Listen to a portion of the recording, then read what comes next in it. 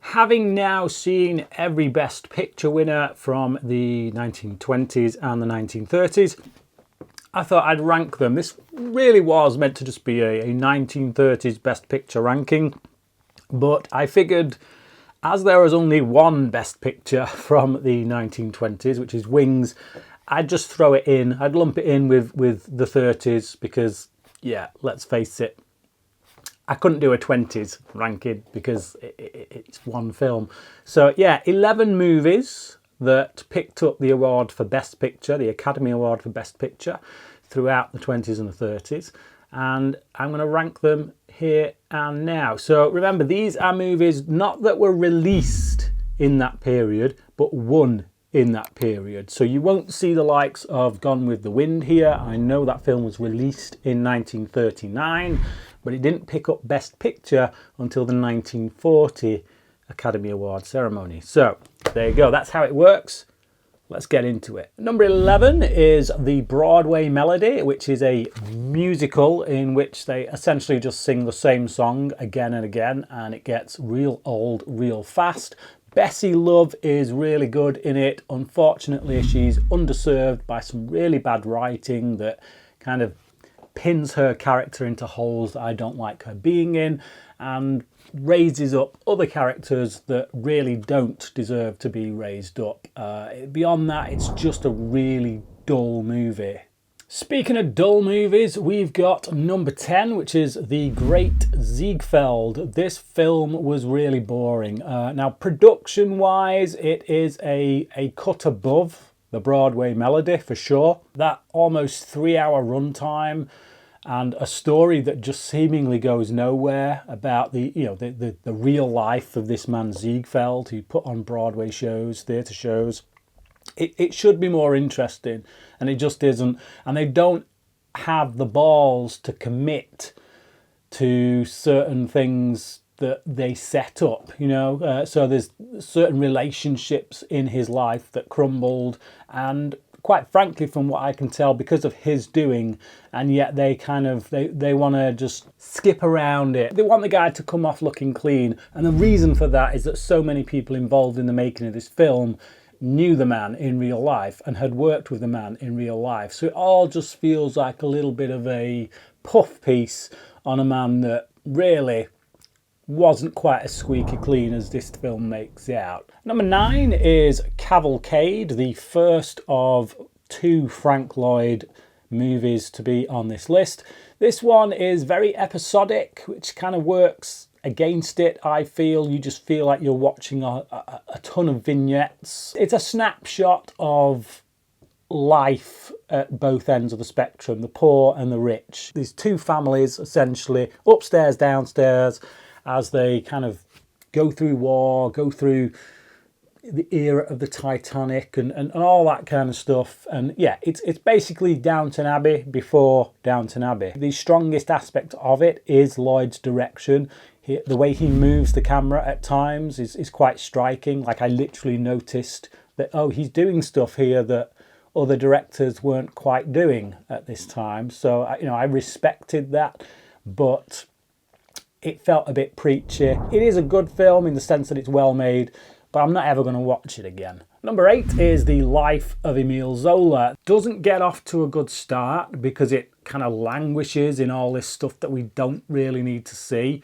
That tries to tell us something about the character that could have been told to us essentially within 1, maybe 2 scenes. But instead we go into this half an hour, like, protracted series of events where, we see how he came to that spot. And then we get to the whole Dreyfus affair, which is really what the film is about. Now, once it gets to that, the film kind of kicks into gear and becomes a lot more interesting. It's more of a courtroom drama by that point. That stuff is kind of the stuff that I could see it picking Best Picture for, but unfortunately it's just bogged down by all that crap at the beginning. Number 7 is Cimarron, one of the earliest Best Picture winners and one of the most lambasted. When you look at lists today, I've looked around, having gone through so many of these Best Picture winners. I've looked at a fair few lists, see how people rank them and stuff, and this tends to hit right down at the bottom, and I don't understand it, quite frankly. I feel like it does give us a picture of how times have changed. I think this film would have been considered extremely liberal way back when it came out, whereas these days it's the so-called liberals that I see lambasting it and saying what a piece of crap it is. The irony is kind of lost on them. As far as westerns go, as far as westerns this early go, I think it digs pretty deep. It reaches for the stars and doesn't quite get there. There's certain racial stereotypes in there that are a bit gnarly today, but again, I see things just as bad in much later Best Picture Oscar winners. I can actually see why it took Best Picture. I honestly can. Number 6 is Wings. So this is the solitary entry from the 20s. It's coming at the arse end of the 20s. It picked up the Best Picture winner. It was the first ever Best Picture winner, Wings. Or at least that's how it was settled after the fact. There were kind of 2 Best Picture winners that year. There was this and Sunrise, but it was basically a stupid decision to divide those 2 categories, and the Academy very quickly acknowledged that and settled on Wings over Sunrise as being the official Best Picture winner. Again, given its time, it's a silent era film. Given all that, it's a very respectable film. You watch it and you think, you know what?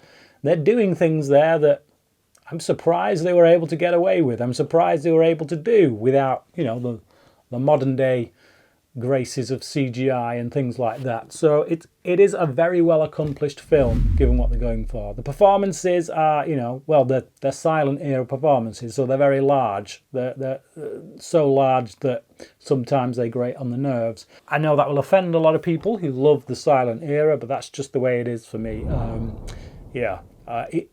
It's a good film. It's very well made, but I do like sound in movies. I find it helps them to go a lot faster. Into the top 5 now, and these are all movies that I genuinely really liked, really appreciated. Could see why, in some respects, they at least got a nomination for Best Picture. And at least 4 of these are movies I will watch again. Now, the first up, number 5, is All Quiet on the Western Front. Not sure that I'll watch this again, really. I've seen it. It feels like one of them movies that now that I've seen, I don't need to see again. But I do appreciate it. I do really appreciate it. As someone who does like a good war film, a war film well made, I look at a lot of the war movies I appreciate. Things like Paths of Glory, Saving Private Ryan, Thin Red Line, things like that. And I see a lot of the seeds in this film for the likes of those films. There's a lot of stuff that is being done here that you can see the likes of Malick and Spielberg have picked up on, and Kubrick and have run with, given that this is literally one of the earliest examples of that, certainly in the talking era. It's very good. From a technical level, so to speak. A lot of the performances, again, are a bit larger than they need to be, but we were dealing with that kind of transition period from silence to talkies, and the craft of acting was changing, and a lot of the time the actors in these early talkies hadn't quite caught up. That's all I can say. Number 4 is Frank Capra's You Can't Take It With You. Big fan of Frank Capra. By most people's standards, I would say for this kind of genre of film, this is top tier. It's really good. For a Frank Capra movie, I can think of a handful of movies that I do prefer over it.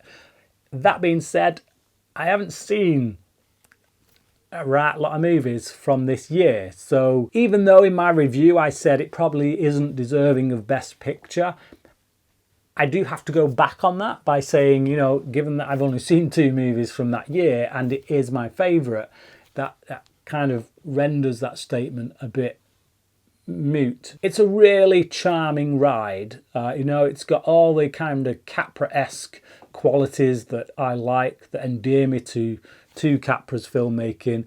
The cheese, the desire to see humanity in the best possible light, the hopeful outlook for the future. That's why I watch Capra movies, because it leaves me in that frame of mind by the time I've finished. And this is no different.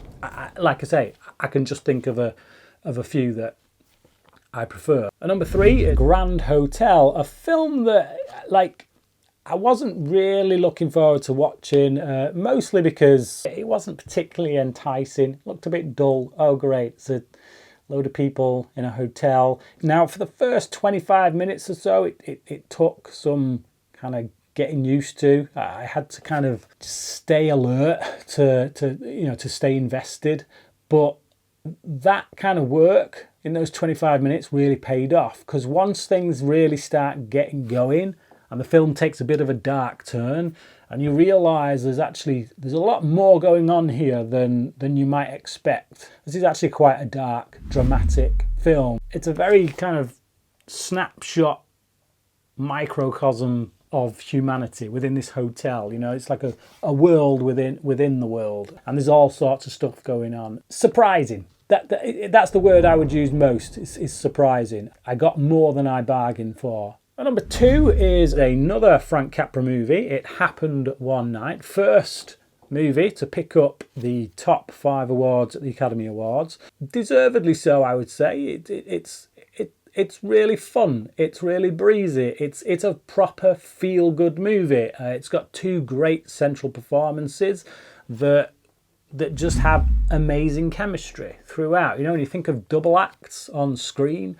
that you want to see again, every time Colbert and Gable are on screen, which is like most of the running time, I'm really enjoying it. So that's kind of what you want in a romantic comedy, isn't it? So we get to number 1, the best picture winner, as far as I'm concerned, of the 20s and 30s, and that is Frank Lloyd's Mutiny on the Bounty. Again, another film that surprised me, but a film that stuck with me. Of all the films on this list, it's the one that I still kind of play in my head. It's the one that I can still remember the majority of scenes from. It's the one that kind of, I'm aware that there are remakes of it, and I really want to see them because I enjoyed the story so much. It kind of, I got hooked in to the story. It dug its hooks in and made me made me interested. So there you go, there is my ranking of every Best Picture winner from the 20s and 30s, but I would like to know how you would rank them. Please do leave your rankings down in the comment section below. Thank you for watching this video, and until next time, crack in.